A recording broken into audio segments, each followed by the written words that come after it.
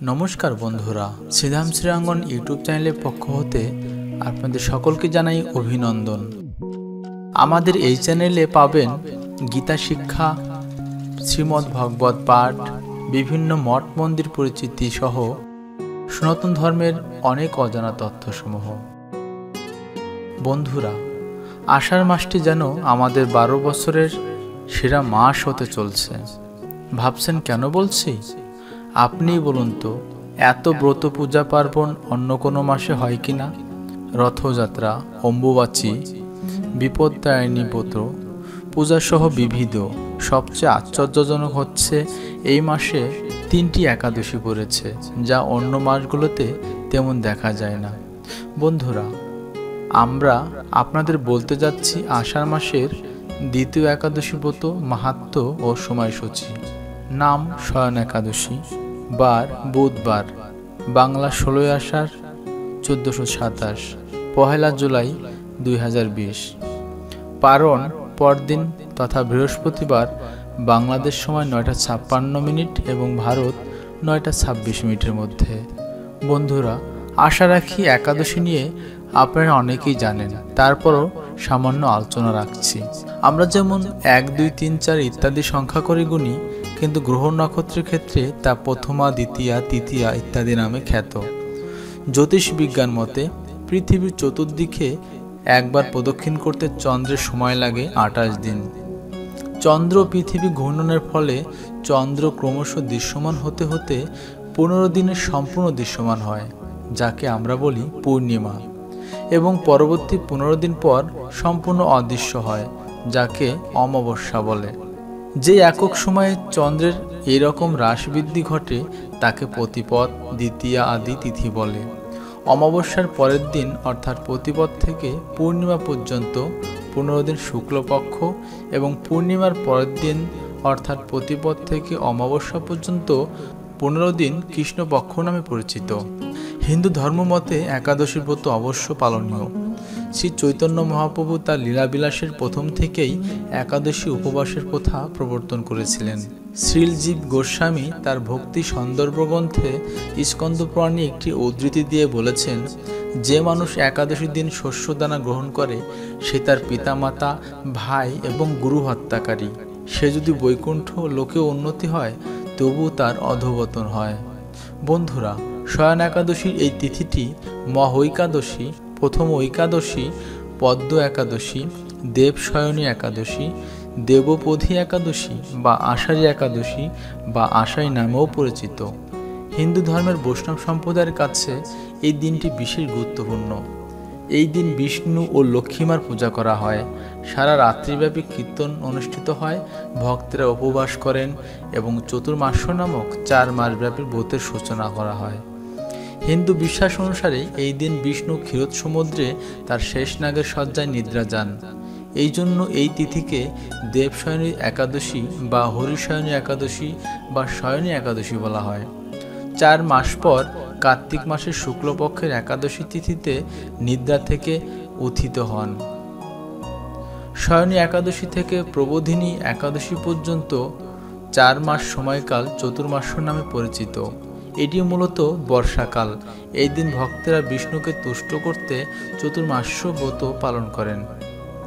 পুরাণে একটি লীলা কথা শুনতে পাওয়া যায়। বহু বছর পূর্বে সূর্যবংশে মানধাতা নামে একজন রাজা ছিলেন।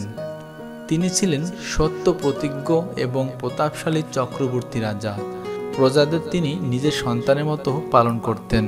সেই রাজ্যে কোনো রকম দুঃখ, রোগ, ব্যাধি, দুর্ভিক্ষ, খাদ্যাভাব অথবা কোনো অন্যায় ছিল না।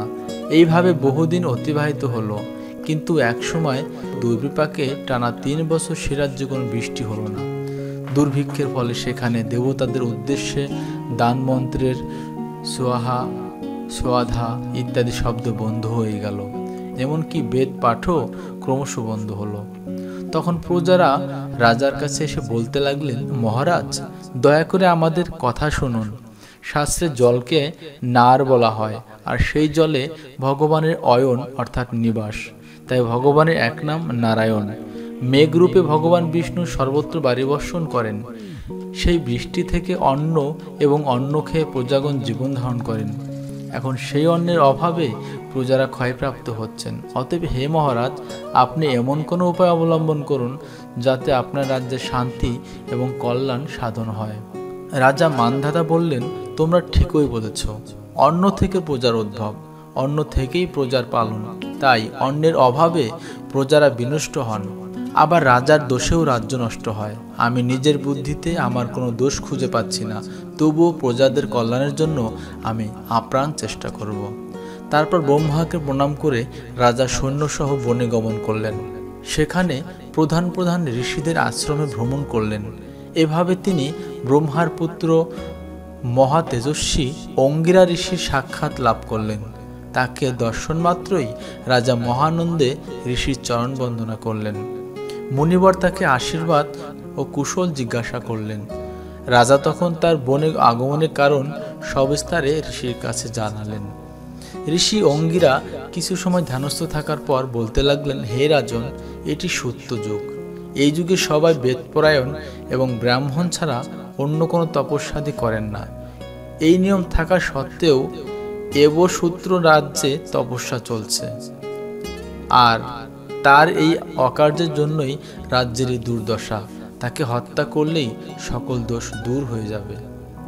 রাজা বললেন, হে মুনিবর, তপস্যাকারী নিরাপদ ব্যক্তিকে আমি কিভাবে বধ করব?